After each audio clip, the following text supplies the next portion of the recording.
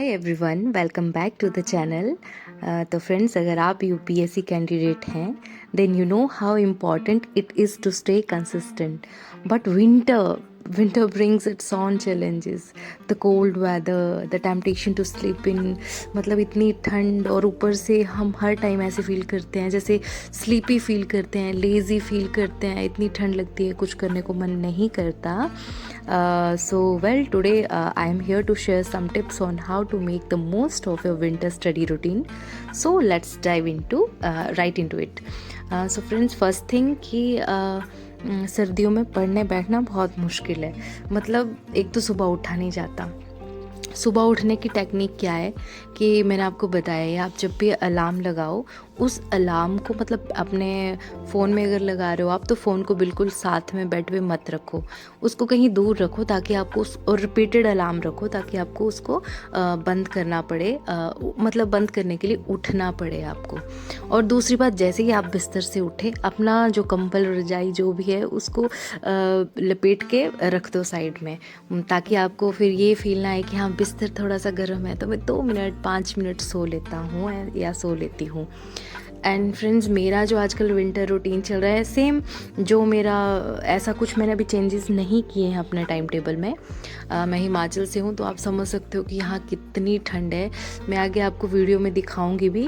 8 दिसंबर को इतनी ठंडी हवा चल रही थी, यहाँ पे धूप लगी थी बट इतनी कोल्ड विंड मैं आपको बता नहीं सकती, क्योंकि हमारे यहाँ फर्स्ट स्नोफॉल हुआ है 8 दिसंबर को, तो उसकी वजह से वो इतनी ठंडी हवाएं चली थी. तो मतलब यहाँ तो ठंड का एक नेक्स्ट ही लेवल है.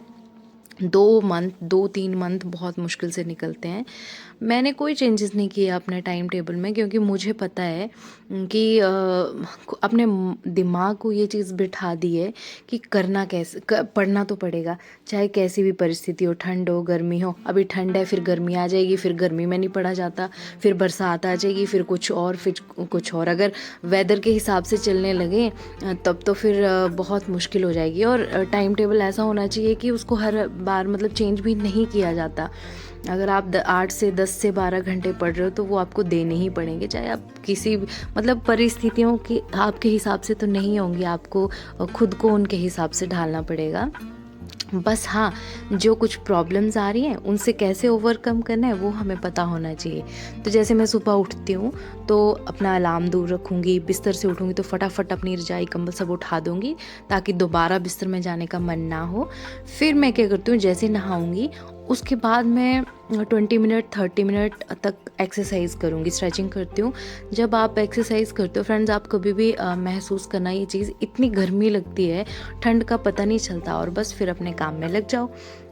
और मैं क्या करती हूँ, कभी भी बिस्तर में आपको पढ़ने नहीं बैठना है, क्योंकि मुझे पता है अगर मैं बिस्तर में पढ़ने बैठूँगी मैं 1-1.5 घंटे का अपना स्लॉट पूरा करूँगी और फिर मुझे ऐसे नींद जैसी आने लगेगी, या ऐसी लगेगा कि जैसे मैंने जो कुछ भी पढ़ा वो मैं नींद में ही थी, ऐसे धुंधला सा फेडेड ऐसे लगता है. तो मुझे पता है ऐसा होता है मेरे साथ. तो मैं क्या करती हूँ, कभी भी बिस्तर में पढ़ने नहीं बैठूँगी. मैं बैठूँगी बिल्कुल अपनी चेयर पे, उस पर मुझे ठंड लगे तो मैं कंबल रख लेती हूँ, अच्छे से कंफर्टेबल अपनी उस सीट को बना दूँगी.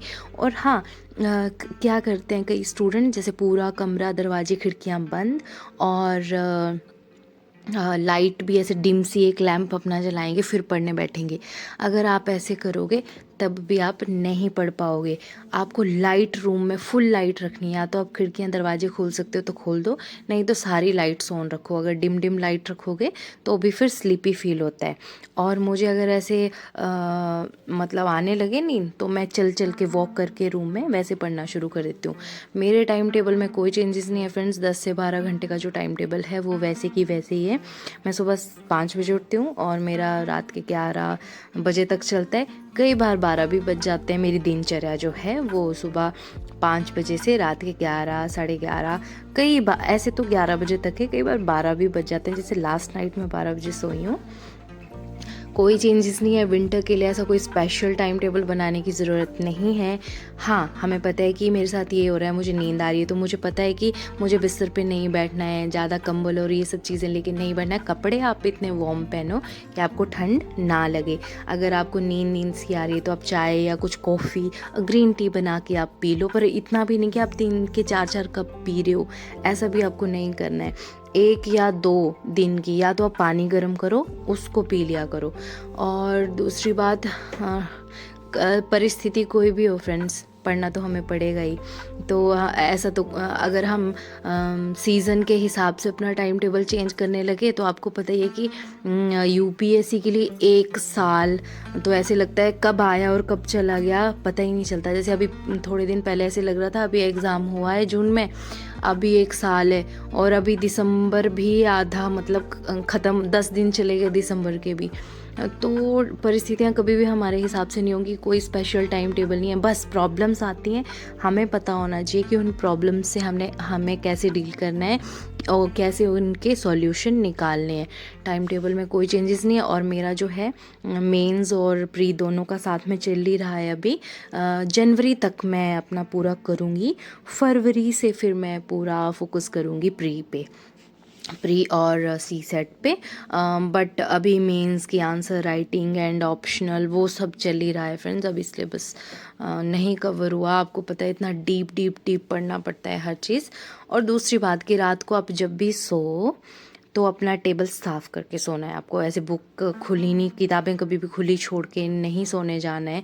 अपना टेबल बिल्कुल क्लियर रखो ताकि नेक्स्ट सुबह जब आप आओ तो बिल्कुल एक फ़्रेश माइंड और आपको ऐसा मैसी चीज़ें ना लगें। तो बस ऐसा मैं कुछ चीज़ें करती हूँ फ्रेंड्स। आप भी हाँ कीजिए। बस कपड़े गर्म पहन लो, सॉक्स हैं, कपड़े, बस आपको ठंड ना लगे, दैट्स ऑल। एंड बस फ्रेंड्स मिलते हैं नेक्स्ट व्लॉग में। Lastly, don't forget to acknowledge your progress, stay motivated. Bye bye friends.